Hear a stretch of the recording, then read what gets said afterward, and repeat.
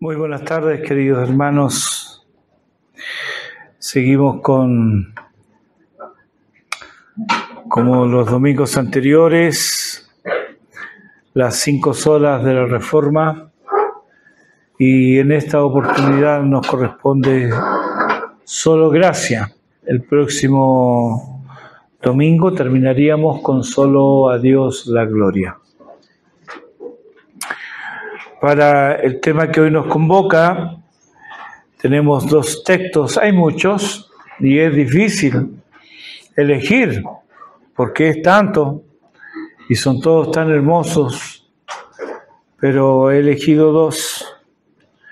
Efesios capítulo 2, versículos 8 y 9 y Romanos 11, 6, a los cuales le daré lectura desde aquí. En el orden que les mencioné, porque por gracia sois salvos por medio de la fe, y esto no de vosotros, pues es don de Dios, no por obras, para que nadie se gloríe. Y si por gracia, ya no es por obras, de otra manera la gracia ya no es gracia, y si por obras ya no es gracia, de otra manera la obra ya no es obra. Solo por gracia salvo soy. Solo por gracia salvo soy. Esto es lo que repetiré y cantaré por toda la eternidad. Solo por gracia salvo soy. Wesley cantaba: oh, que tuviera lenguas 1000 para poder cantar las glorias de mi Dios y Rey y sus triunfos alabar. La gloria de nuestro Dios justamente se manifiesta en la salvación del hombre. No porque el hombre lo merezca o sea digno, sino porque es digno de Dios salvar a criaturas rebeldes. Solo Él lo puede hacer. Estamos aprovechando este mes para hablar cada domingo de algo puntual y distintivo del cristianismo bíblico e histórico. Cuando hablamos de solo Escritura, con ello reconocemos que Dios ha querido revelarse a nosotros en la persona de su Hijo por medio de las Escrituras y desde allí mostrarnos a nosotros, criaturas necesitadas de luz y dirección, su perfecta y santa voluntad. Las Sagradas Escrituras nos revelan la gloria de Dios en Cristo. Allí aprendemos que nuestra salvación la alcanzamos solo por Cristo, el Cristo histórico, el Cristo que murió por nuestros pecados, el Cristo que vertió su preciosa sangre para limpiarnos de toda maldad, el Cristo que resucitó para justificarnos ante el Padre. Solo su vida sin pecado y su expiación vicaria son suficientes para nuestra salvación. Somos justificados gratuitamente y reconciliados con el Padre por la obra de Cristo solamente. Y esta justificación y reconciliación es recibida por la sola fe. Fe en Cristo y su obra, donde la justicia de Cristo, perfecta justicia necesaria para ser aceptos ante Dios, nos es imputada, es puesta en nuestra cuenta, a nuestro favor, por el mismo Dios, quien nos reconcilia con Cristo o en Cristo.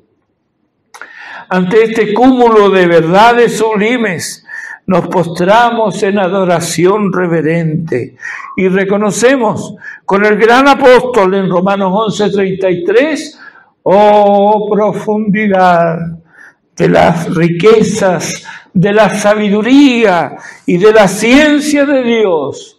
Cuán insondables son sus juicios e inescrutables sus caminos. ¿Merecemos algo de esto? ¿Puede alguien en su sano juicio negar que todo esto es inmerecido? ¿Que todo es gracia inmerecida? Pues, por extraño que parezca, era la idea predominante en tiempos anteriores a la Reforma Protestante del siglo XVI. Cuando la cristiandad dejó las Escrituras, se volvieron a las fábulas. ¿Por qué algunos llamados cristianos creen cosas tan ridículas y fantasiosas? Porque dejan las Escrituras y así son arrastrados por doctrinas erróneas. Habiendo dejado las Escrituras, Cristo deja la iglesia porque Él habla y gobierna su iglesia por medio de las Escrituras. Una cristiandad sin Cristo, vaya paradoja, ¿cómo puede ser cristiandad si no está Cristo? Eso es lo que vemos hoy día. Una cristiandad sin Cristo se vuelve a los ídolos, a quienes hace mediadores ante Dios. Estos mediadores hacen sus propias demandas, que aunque nombren a Cristo, los que hacen es desviar al rebaño de la verdad. El apóstol Pablo a los Gálatas en el capítulo 5 le dice: ¿quién nos fascinó para no obedecer a la verdad? ¿Quién los desvió? Eso sigue pasando hasta el día de hoy. Hay quienes se han desviado. ¿Pero por qué se han desviado? Porque dejan de lado las Escrituras. Y en ese estado de cosas, de confusión y oscuridad, los reformadores, por la gracia de Dios, enseñaron y declararon: solo por gracia. Es decir, la salvación es únicamente por la gracia de Dios. Ellos y nosotros con ellos sostenemos, basados en la palabra de Dios, que los creyentes no traen ni tienen ningún mérito propio que ofrecer delante de Dios, ante quien compareceremos todos. Recuerda Hebreos 9:27, ¿verdad? Porque todos está establecido para los hombres que mueran una sola vez y después de esto el juicio. Sino que descansa para su salvación solo y exclusivamente en la misericordia y en la gracia de Dios. ¿Qué es mérito? Mérito es aquello que se gana o se merece, por lo que es algo que se debe. Y si no se recibe el mérito debido, se comete una injusticia. Normalmente las personas laboran por un salario. Si ese salario no está al término de la jornada laboral como se haya pactado, es una injusticia. Y las personas tienen derecho a ir a los tribunales a demandar a ese empleador, ¿verdad? ¿Por qué? Porque es algo que se debe. Eso es el mérito, es algo que se debe, algo que se merece. En el romanismo se habla de mérito de tres maneras. Recuerda, ellos se han apartado de las Escrituras. Cristo ha sido desplazado, tanto en la adoración como en la obediencia. Y la fe solo es una ayuda en las obras. Esto es el romanismo. La fe es una ayuda para las obras. Este es el contexto entonces. Así, enseñan del mérito merecido como algo que impone la obligación de ser recompensados. Y lo usamos en nuestro vocabulario diario, ¿no? Hizo méritos. Se lo merece. Sabemos de qué estamos hablando cuando usamos estas expresiones. Bueno, ese es el mérito merecido. También se habla del mérito congruente. Este no es tan elevado como el mérito merecido, pero Dios lo recompensa de manera apropiada. Este mérito se logra al realizar buenas obras, unidas al sacramento de la penitencia o la confesión, que es el medio por el cual los fieles de la Iglesia romana reciben el perdón de pecados por medio de ella. O sea, el que es feligrés de la Iglesia romana recibe el perdón del pecado por la asistencia a la misma, donde confesando sus pecados se le da una penitencia, se obedece esa penitencia, entonces ahí tiene el perdón de pecado y hace mérito por esa buena obra. Por último, habla del mérito supererogatorio. ¿Qué es el mérito que va más allá del deber? ¿Puedes pensar en algo que pueda hacer el hombre que va más allá del deber? Bueno, según ellos sí se puede.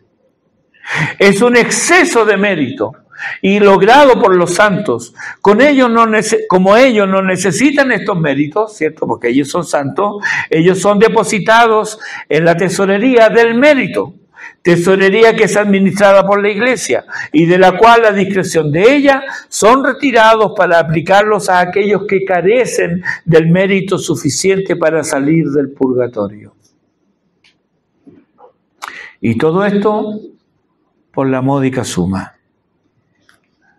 Y los fieles pagan. Los reformadores protestaron contra este abuso. Ellos declararon que el único mérito disponible para los hombres es el mérito de Cristo. Y estos méritos nos son aplicados por gracia.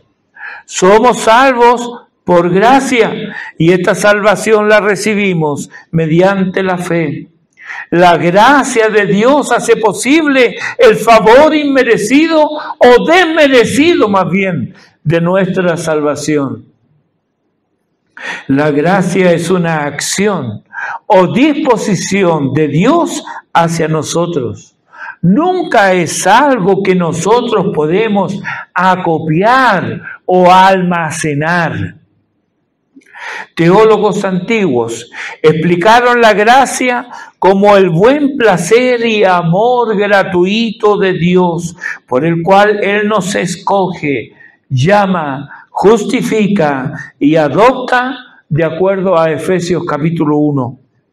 Ahora bien, si solo Escritura es nuestra premisa, y si las Escrituras nos declaran que Él nos escoge, que Él nos llama, que Él nos justifica, que Él nos adopta como hijos suyos, ¿dónde está la cooperación del hombre con la gracia que nos es otorgada? Dices que tú respondiste al llamamiento, pues esto fue posible por la gracia de Dios, como bien lo resume la Confesión Bautista de Fe de 1689, en el artículo 10 en el numeral 2. Vamos a citar mucho la Confesión de Fe aquí. ¿Qué diremos de la justificación? Nuestra confesión nos auxilia al respondernos en su artículo 11, número 3, que ella es posible, la justificación, solo por la libre gracia. La adopción es evidente que es de pura gracia. De hecho, la Confesión Bautista, en el artículo 12, número 1, nos habla de la gracia de la adopción. Nadie está obligado a adoptar. Quienes han tenido el privilegio de adoptar, de manera incomprensible se han llenado de amor por la criatura a adoptar, antes que ella tenga conciencia de esto.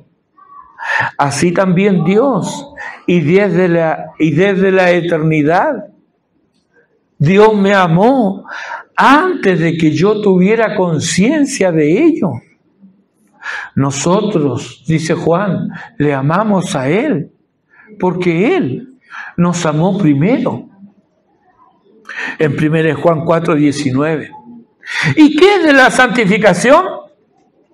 Eso sí, yo tengo algún mérito ahí, ¿verdad? Ay, hermanos, cuánta gracia hay aquí. Así se explaya en nuestra confesión, artículo 13, número 3, pues aunque la corrupción pueda prevalecer por algún tiempo, con todo recibimos fuerzas del Espíritu Santo, el Espíritu santificador de Cristo, y así crecen en gracia los santos. ¿Cómo es que crecemos? Solo por gracia, de pura gracia.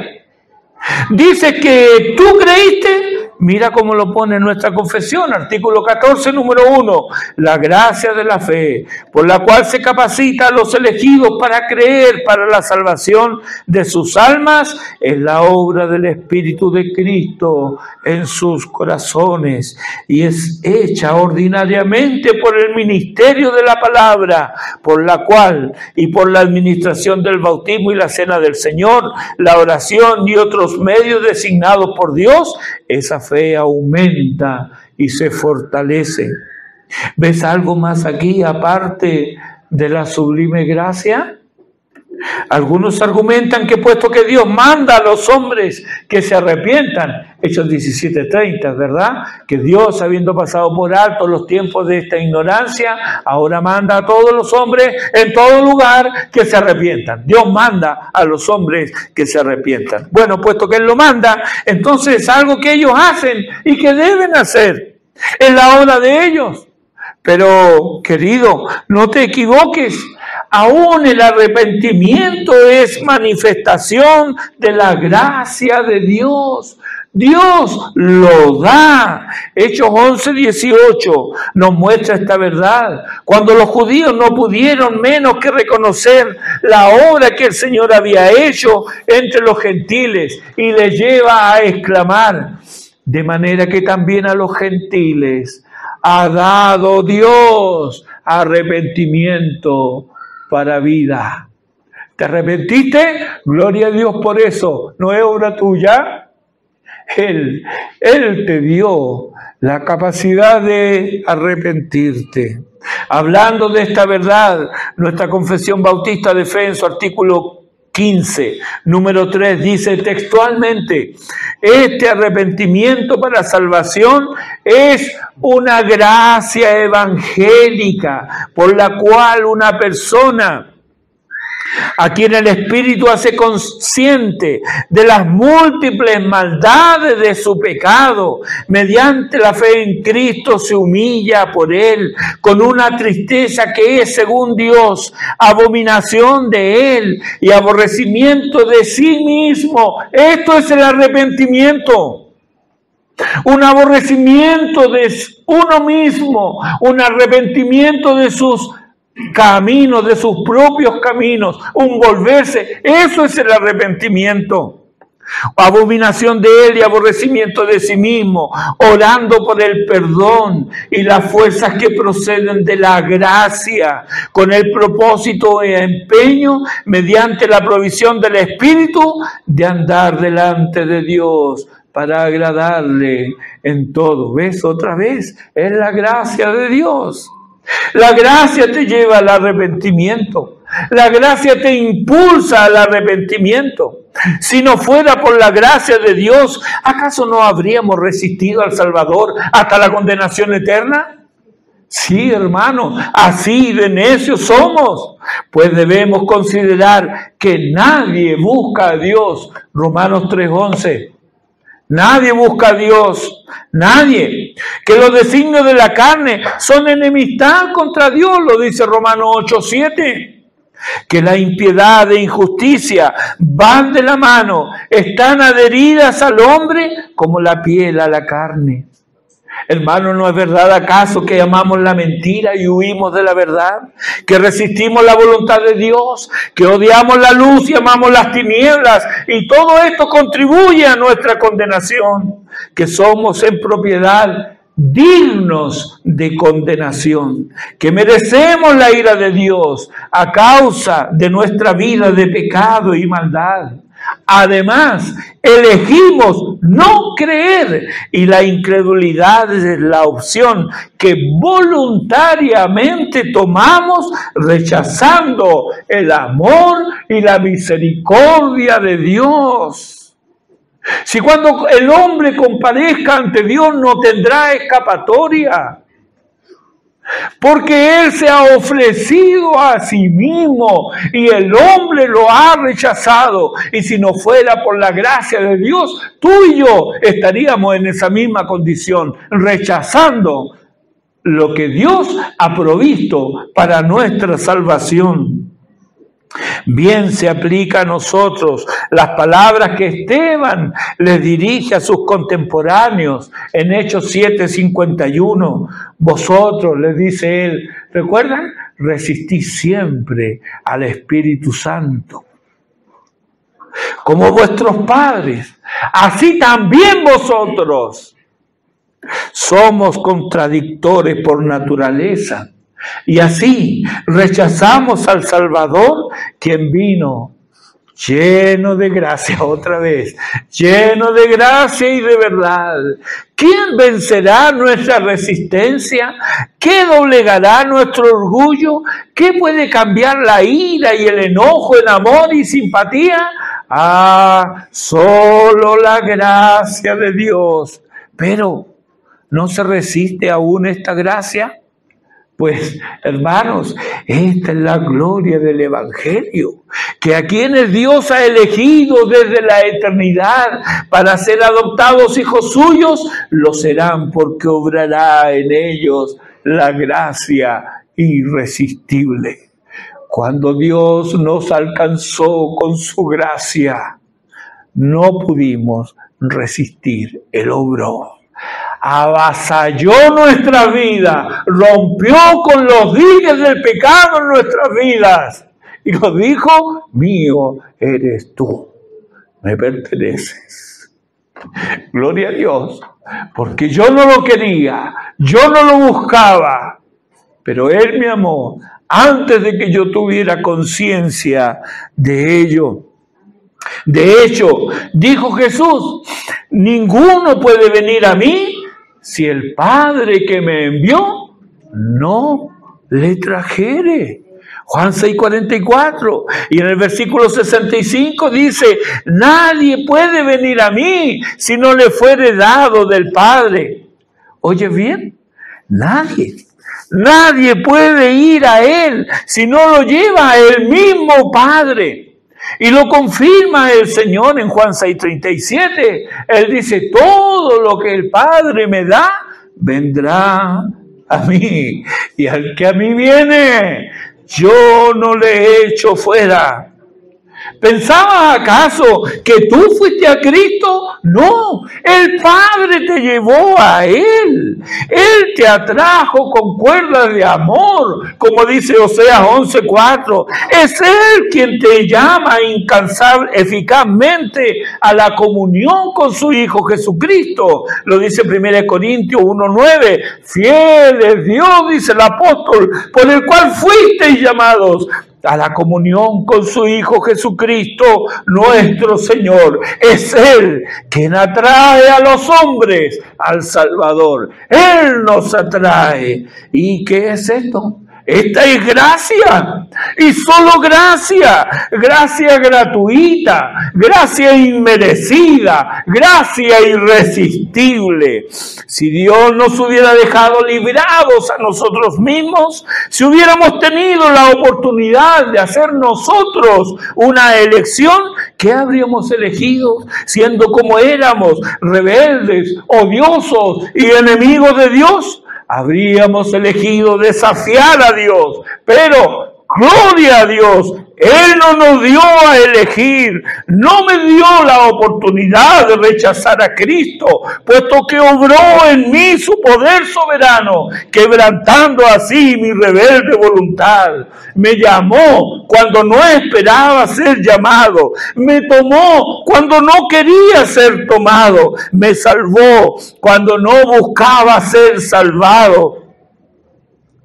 E hizo que creyera en Él cuando yo rehusaba creer.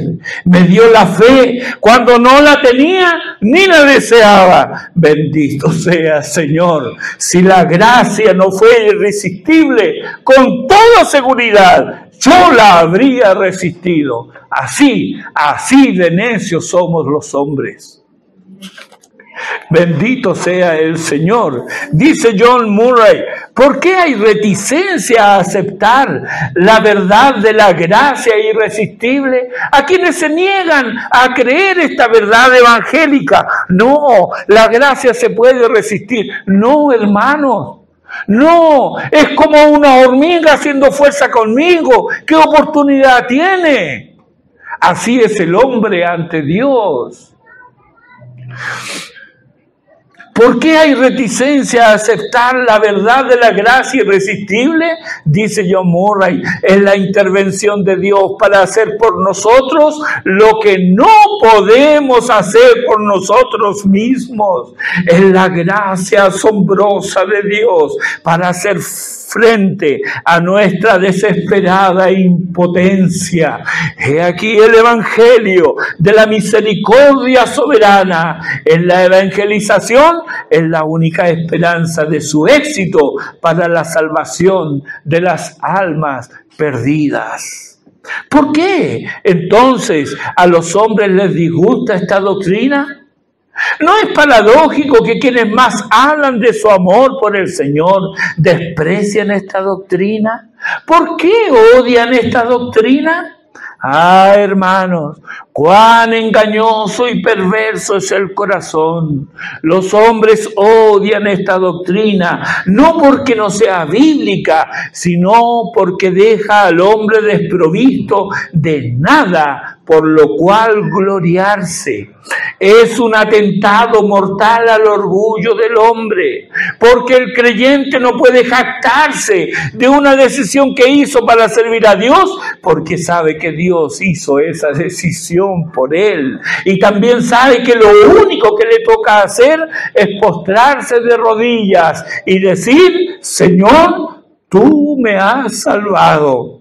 No sé por qué, porque soy un miserable, soy un inútil y sin ningún valor en mí. Solo sé que lo has hecho. Gracias, Señor. Gracias, Dios mío.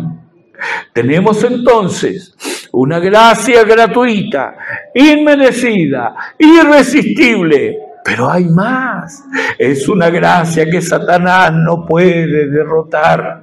¿Recuerdas a Job? Satanás pidió permiso para atacarle con el propósito de demostrar que podía alejar a Job de Dios. Así, en un solo día, Job perdió sus bienes, sus hijos, su salud y hasta su propia esposa lo despreció.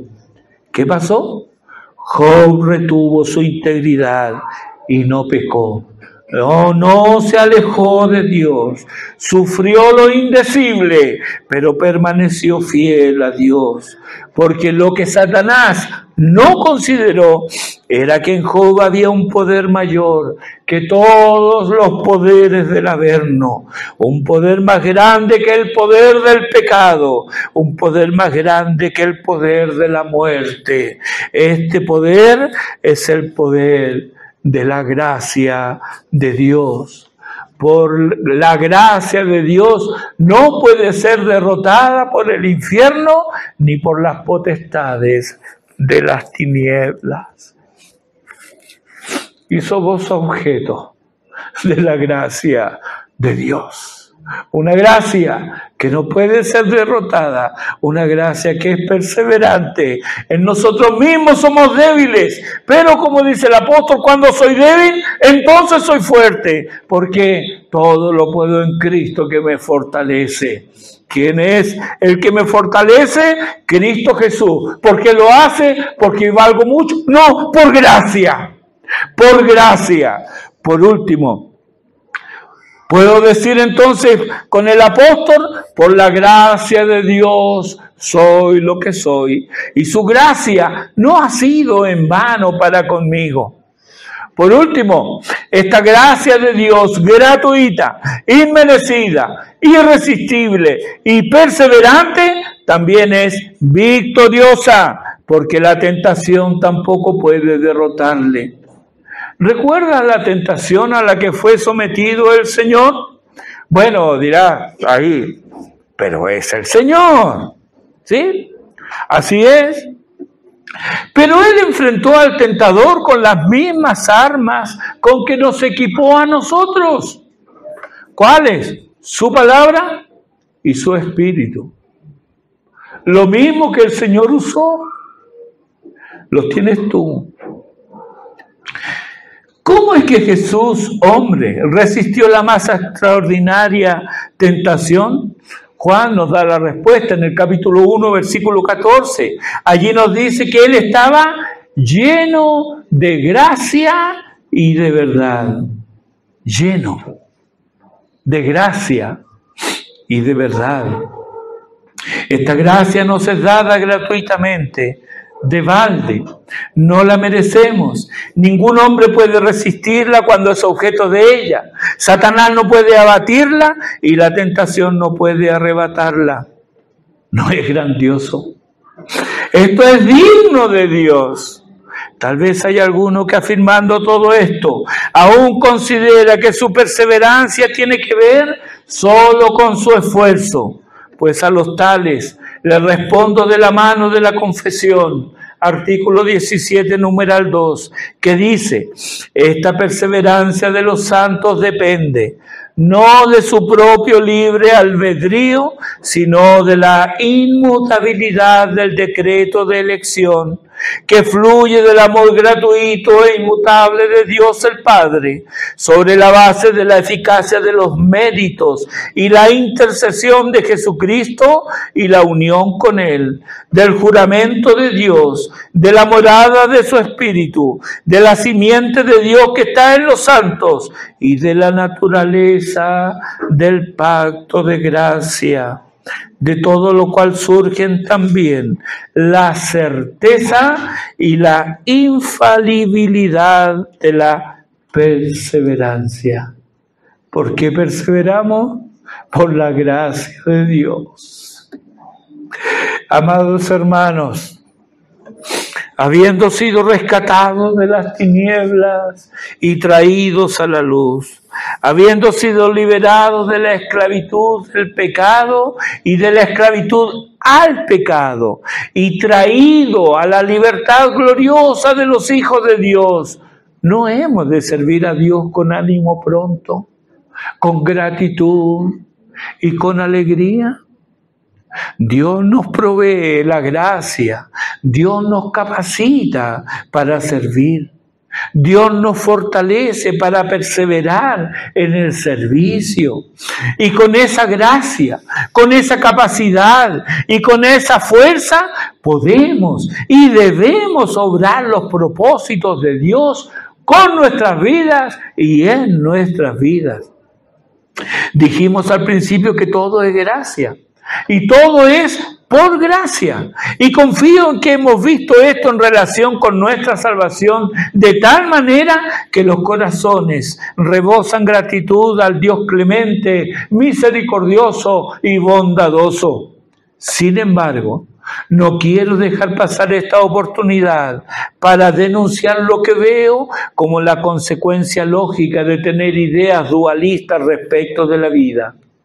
El domingo pasado vimos que todos compareceremos ante el trono de Dios. Daremos cuenta allí de los dones que hemos recibido. Cuando oímos dones, inmediatamente pensamos en la salvación y en la vida espiritual, como si la vida terrena con el cuerpo que ahora tenemos no tuviera consideración ni importancia. Pero te pregunto, ¿tu vida es don de Dios? ¿Tu vida es don de Dios? ¿Y qué estás haciendo con ella? ¿Te das cuenta cuán necesaria es la gracia para comparecer ante Dios? Ahora piensa en todos los dones que Dios te ha dado. ¿Qué estás haciendo con ellos? Si Dios te ha permitido ser padre, ¿estás criando a tus hijos en disciplina y amonestación del Señor? ¿Pueden ellos imitar tu conducta? ¿Pueden imitar tus palabras, sabiendo que así también agradas a Dios? ¡Cuánta gracia necesitamos, hermanos!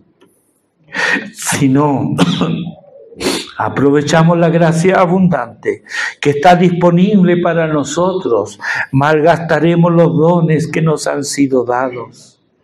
Sin gracia provocaremos a ira y resentimiento a nuestros hijos. Sin gracia no habrá perdón ni reconciliación en el hogar. Sin gracia los esposos dejarán de amar a sus esposas y las esposas destruirán con sus propias manos su propio hogar. Si despreciamos la gracia, malgastaremos el tiempo que se nos da. Dios nos bendijo con trabajo, un hogar, con salud, con inteligencia. Necesitamos la gracia de Dios para aprovechar la ausencia de enfermedades. Necesitamos la gracia de Dios para glorificarle con las obras de nuestras manos y con la edificación de nuestros hogares, para que sea una antesala del cielo y no que se convierta en un deslizadero a la impiedad. Necesitamos la gracia de Dios para glorificarle con nuestros conflictos. Sí, hermanos, con nuestros conflictos y con nuestras enfermedades. Porque estar enfermo no es una licencia para ser perezoso o desobediente o obstinado o insolente. No, siempre y en todo lugar y circunstancia debemos glorificar a Dios con nuestras vidas, y para esto necesitamos la gracia de Dios, y ella se te da toda y en abundancia en la bendita persona de nuestro Señor Jesucristo. ¡Qué cuenta terrible tendrá que dar quien no está en Cristo! Por cuanto ha despreciado y rechazado el sumo bien, no es extraño si también desprecia o no valora los dones que el buen Dios, por la gracia común, concede aún a los impíos. Cosa fea es la ingratitud, pero ella es posible y es abundante cuando hay incredulidad. Y ambas van juntas y marcharán así. La ingratitud y la incredulidad marcharán así a la condenación eterna. Si tú te encuentras en esta situación, ¿no clamarás a Él hoy? No te vayas de aquí sin antes rogarle a Dios que tenga misericordia de ti. Ruega que se apiade de ti, que necesitas ser salvado, que estás cansado de tus propios caminos y de la corrupción que te rodea y que ves enquistada en ti. Que te perdone, que te reconcilie con Él por Jesucristo, que te lave con su sangre y te haga nueva criatura, que saque tu corazón podrido y te dé uno nuevo, uno de carne, un corazón para amarle a Él y para atesorar la gracia del perdón. Que tú eres inútil e incapaz de salvarte, que si te dejas así, es lo que mereces, que descenderás a las profundidades del abismo de fuego, a menos que Él extienda su mano y te rescate de pura gracia. Bob Dylan, hoy un premio Nobel de literatura, escribió una canción donde expresa cómo experimentó la gracia de Dios. Dice así: salvo, el diablo me tenía cegado, arruinado, nada más nacer, frío, muerto, y bien muerto estaba cuando salí del seno de mi madre, pero me tocó su gracia, su palabra me sanó, me libró su mano y su espíritu me selló, y soy salvo, salvo por la sangre del Cordero, y soy feliz, tan feliz que no puedo sino darte las gracias, Señor. Sigue diciendo él: nadie vino a salvarme, Nadie se atrevió. Por poco me hundo para siempre, pero por su misericordia quedé exento, no por obras, sino por fe en aquel que me llamó. Tanto tiempo me han estorbado, tanto tiempo me han frenado, pero soy salvo por la sangre del Cordero, y soy feliz, tan feliz que no puedo sino darte las gracias, Señor. Te deseo esa felicidad, pero no será posible si antes no deseas a Cristo. Acude hoy a Él y entrégale tu vida. Y cantarás con los redimidos el antiguo himno que dice: oh, mi corazón rebosa de gozo, porque Dios me perdonó en su amor. Sirviéndole a Él, yo estoy dichoso, voy al cielo donde está mi Salvador. Y todo esto será y es de pura gracia. De pura gracia. Oremos.